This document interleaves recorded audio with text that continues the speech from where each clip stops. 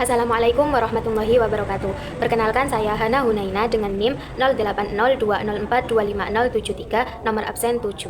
Di video kali ini saya akan membahas tentang 4 akad yang ada di dalam fikih muamalah, yaitu akad mudharabah, musyarakah, rohen, dan qard.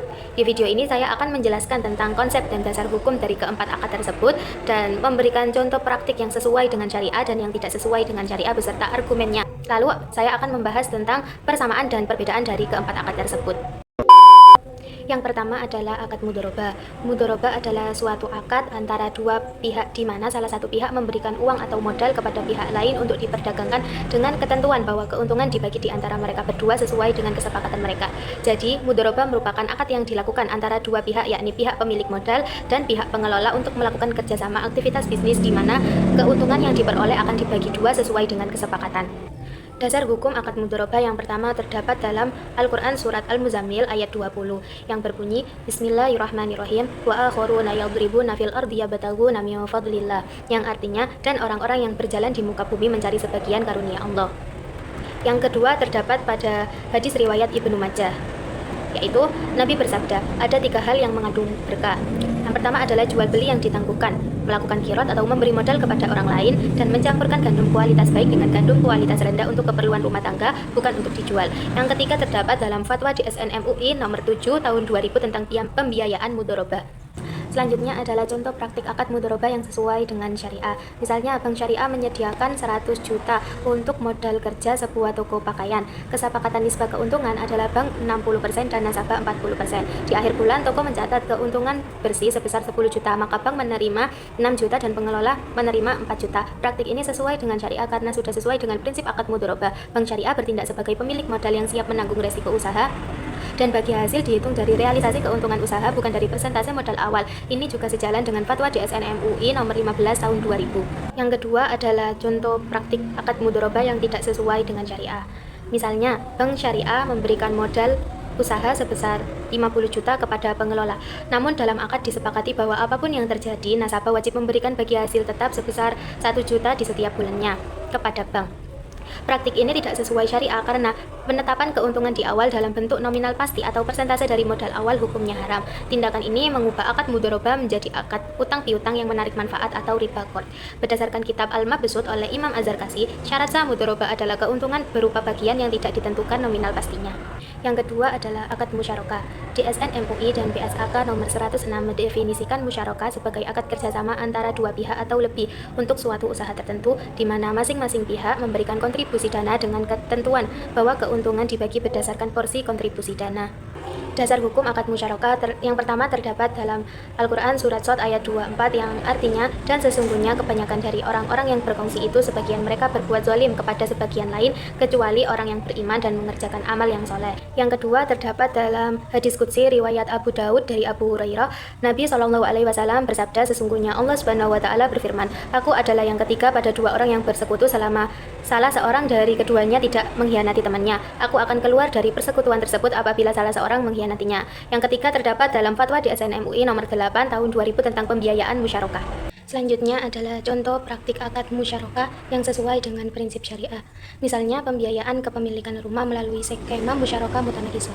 Bank dan nasabah patungan membeli rumah. Bank 80% dan nasabah 20%. Nasabah kemudian menyewa porsi rumah milik bank dan secara bertahap membeli porsi kepemilikan bank tersebut hingga kepemilikan nasabah menjadi 100%.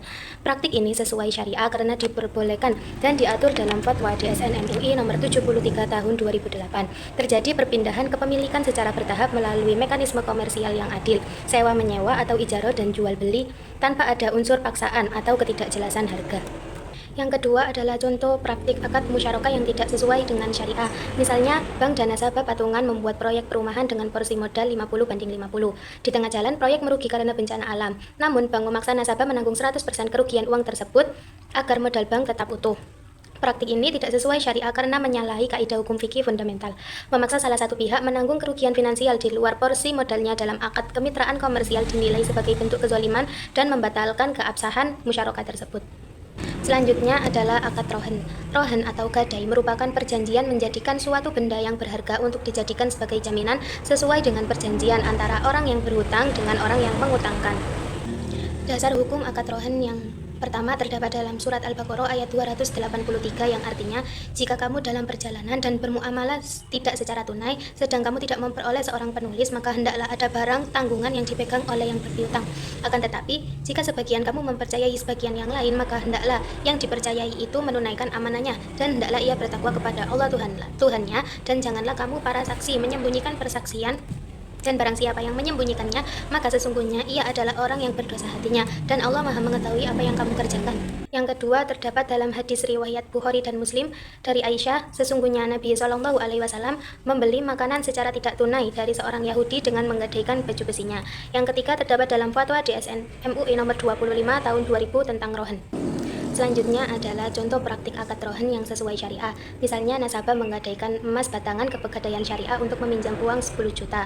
Pegadaian Syariah membebankan biaya pemeliharaan dan penyimpanan emas sebesar 100.000 sebulan, yang dihitung berdasarkan berat emas dan biaya real brankas, bukan dari plafon pinjaman 10 juta. Praktik ini sesuai dengan syariah karena sesuai dengan fatwa DSN MUI nomor 26 tahun 2000 tentang rohen emas. Biaya titip atau ujro tidak boleh dikaitkan dengan jumlah uang yang dipinjam karena hal ini akan menyerupai bunga utang. Yang kedua adalah contoh praktik akad rohen yang tidak sesuai syariah.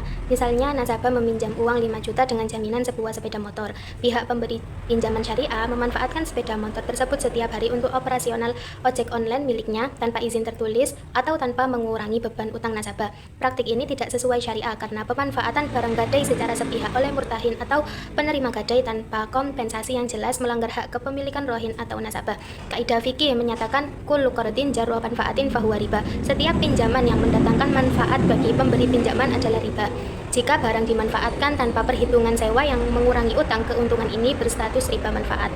Yang terakhir adalah akad qard. Dalam fikih muamalah, akad qard didefinisikan sebagai akad pinjaman yang diberikan kepada satu pihak kepada pihak lain dengan kewajiban untuk mengembalikan jumlah yang sama tanpa adanya tambahan. Akad ini termasuk kategori akad tabarruk, yaitu akad yang dilakukan untuk tujuan kebaikan dan tolong-menolong, bukan untuk mencari keuntungan. Dasar hukum akad qard. Yang pertama terdapat di dalam Al-Quran surat Al-Hadid ayat 11 yang berbunyi, Bismillahirrahmanirrahim, ma'adalladzi yuqridullaha qardan hasanan fayudha'ifahu lahu wa lahu ajrun karim. Yang artinya, siapakah yang meminjamkan kepada Allah pinjaman yang baik, maka Allah akan melipat gandakan balasan pinjaman itu untuknya, dan dia akan memperoleh pahala yang banyak.